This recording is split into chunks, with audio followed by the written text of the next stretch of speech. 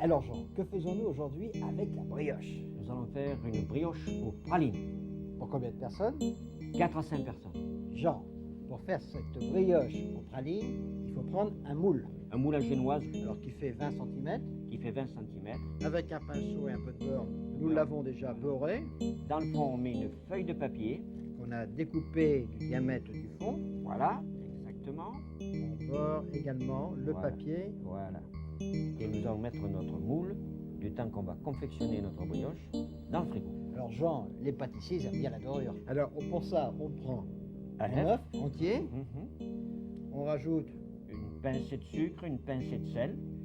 La pincée de sel, la voilà. Et Et, puis- une bonne cuillère à café de lait, c'est pour...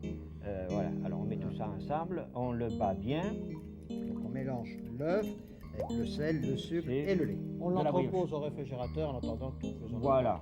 Alors, on farine le plan de travail. On a 300 g de pâte à brioche Exactement. qui est restée toute la nuit Au dans le four. réfrigérateur. Je me mets un peu de farine sur les mains pour pas que ça colle.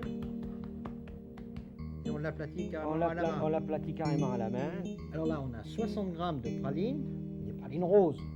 On en a conservé 5 entières et les autres, on les a concassées. On met toutes les pralines concassées. Nous rabattons les côtés de notre ronde de pâte, comme ça, voilà, quand nous avons Une rejoint, voilà, nous retournons la pâte et nous la boulons légèrement, un peu de farine pour ne pas que ça colle, on l'aplatit un tout petit peu, on la met dans le moule, on l'aplatit, Alors, tu as bien étalé la pâte, Jean. nous allons mettre une couche de dorure, d'abord pour éviter que la pâte croûte, et en même temps pour donner après la cuisson une jolie couleur. Bien sûr. Alors, avec un pinceau. Avec un pinceau, bien sûr.